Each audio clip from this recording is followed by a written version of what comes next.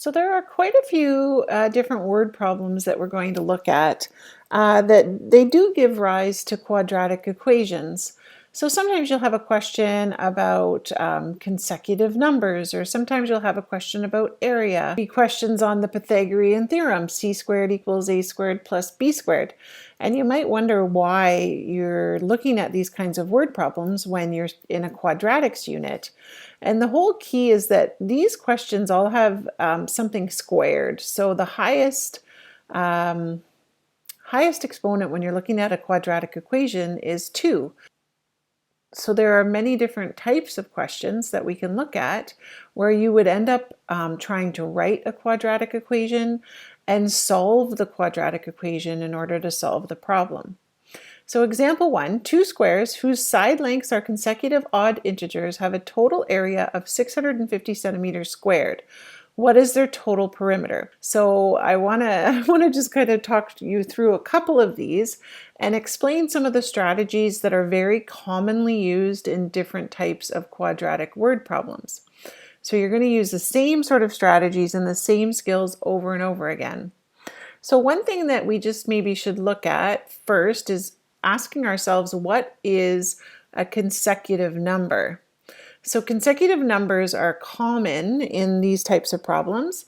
Consecutive numbers are like 3, 4, 5, 6. They go in a row.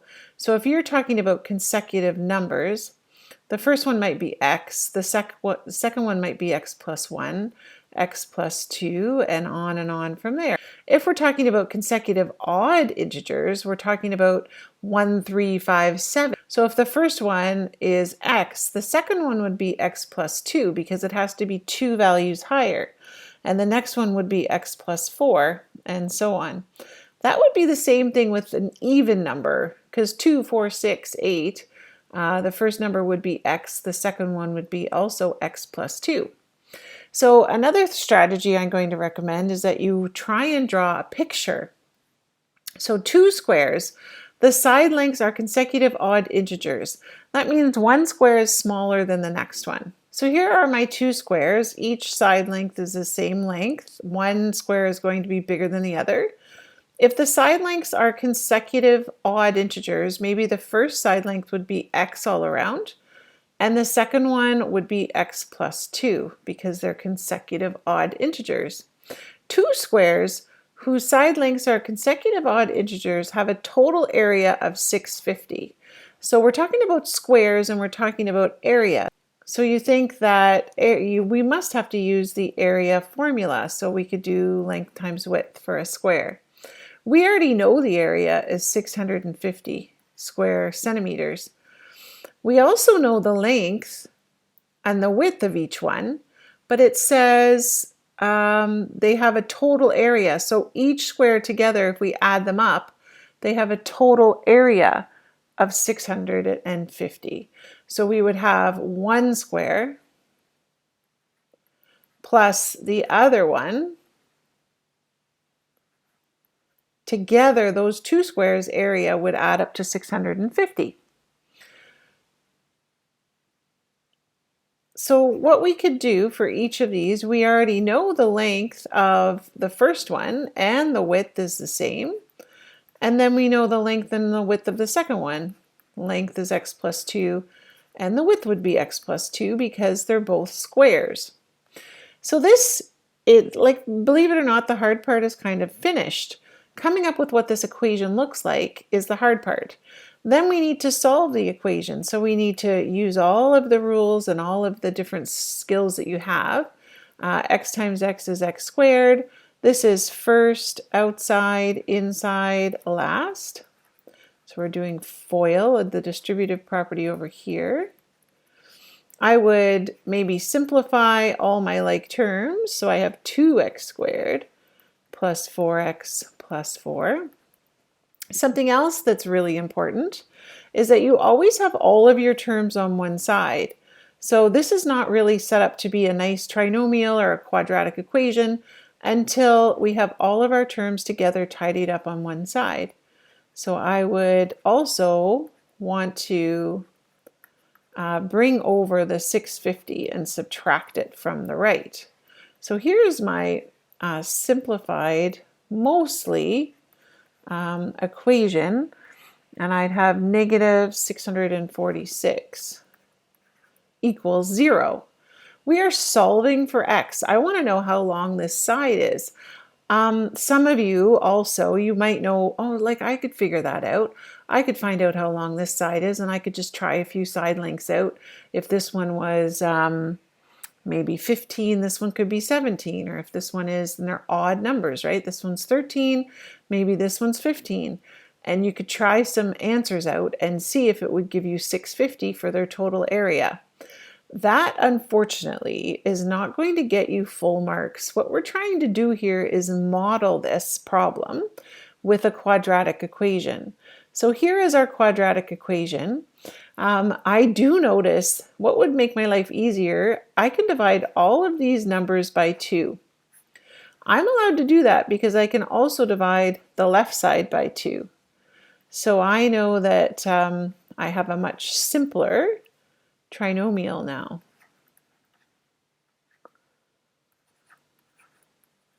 So one strategy here is to, once you have all of your terms on one side and it equals 0, we could try and factor. If you had a lot of trouble factoring, you could also use the quadratic formula that we've practiced. It turns out that this one it is possible to factor this even though you may not want to.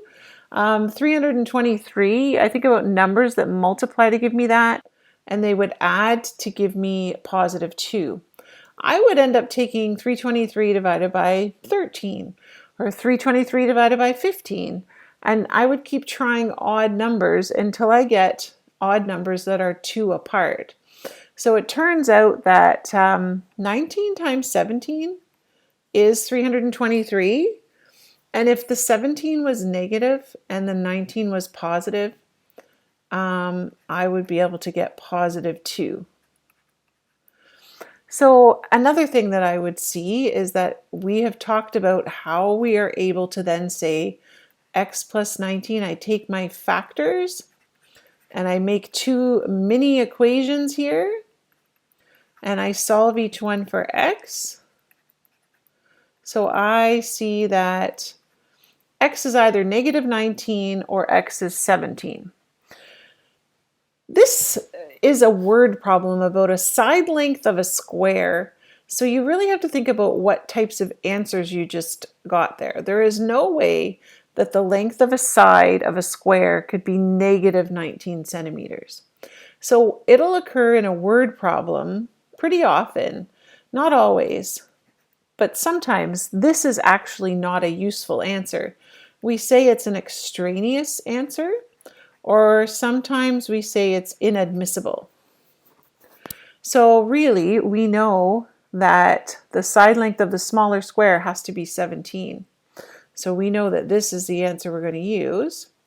Just double check what the question asked you. So it said, what is their total perimeter? Okay, so if this side is 17, and I know those are all 17, this must be 17 plus 2. So these sides must all be, 19.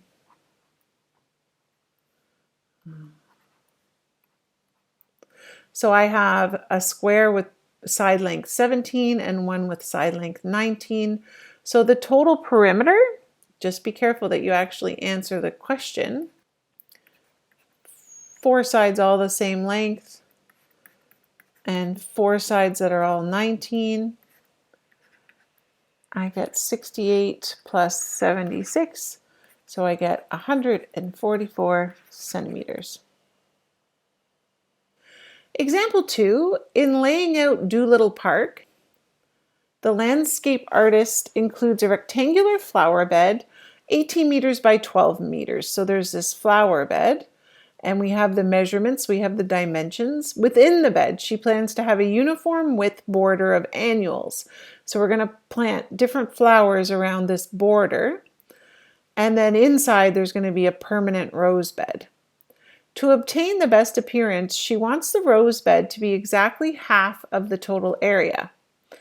What is the width of the border? correct to 1 decimal place. And we can see right here that that is what x represents. You really have to read these questions a few times and try and figure out what it's saying. So the rose bed is going to be exactly half the total area. The total area of the entire flower bed is 12 times 18. So we know the area of the entire flower bed is 216 meters squared. The rose bed then, if it's just half that, that would be 108 meters squared, just for the rose bed.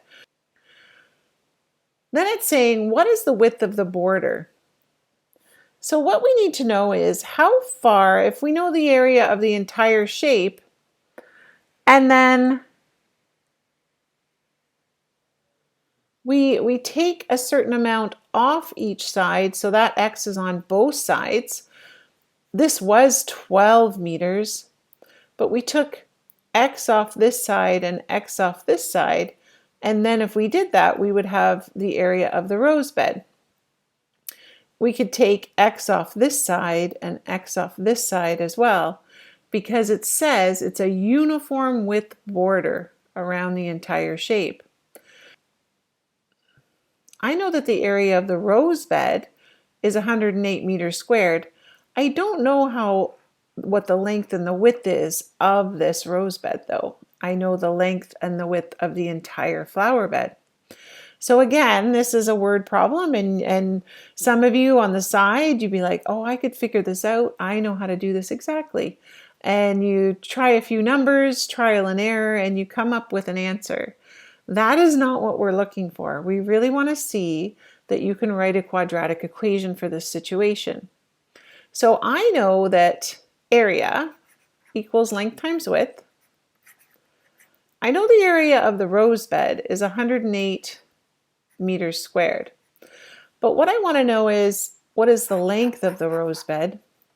It's not just 12 meters, but I'm going to have to take off an x from both sides. And the width of the rose bed, this, isn't 18 meters, it's smaller than that. It was 18 meters for the entire flower bed, but I would take off an x from both sides. Now I have a quadratic equation, and the hard part would be finished. If I solve this quadratic equation, I'm solving for x. That's what we want to know. We actually want to know, what is the width of the border? How wide is x? What is that dimension? So same thing applies. I'm going to simplify this equation. So I'm going to use first outside, inside, last. And then I simplify as much as I can. But remember, I want this to equal 0, so I'm going to bring the 108 to the right and maybe just rearrange my terms a little bit.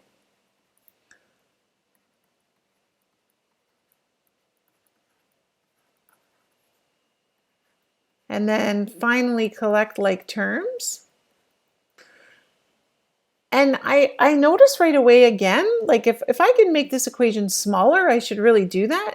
I'm going to divide every single term by 4. Because I can divide the terms on the left and the terms on the right, I'm allowed to do it.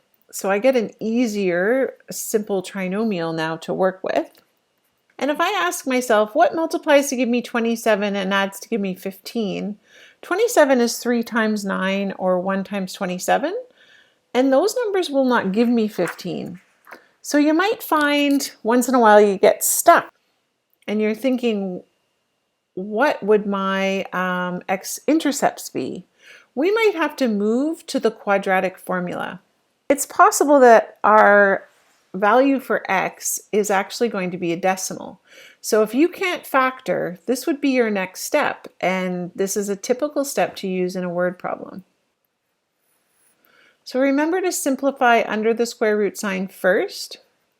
And in this case, it's a word problem, and we do actually want to know the width. And in this case, decimals would be okay. So I'm going to get 2 answers here. x is going to equal 15 plus the square root of 17, which is 10.82, divided by 2, or x is going to equal 15 minus 10.82 divided by 2. The two answers I get are 12.91 and I get 2.09. This time, both of those answers are positive, so maybe both are okay. We look up at our question, it's either going to be 2 or 12. Could it be both? Could it be either one? The width of the border, if this length here is only 12 meters, there's no way the width of the border could be greater than 12 meters. So again, even though they're both positive answers, one of them is too large to be a possible answer. So this one is extraneous. And we would know that our border width is 2.09 meters.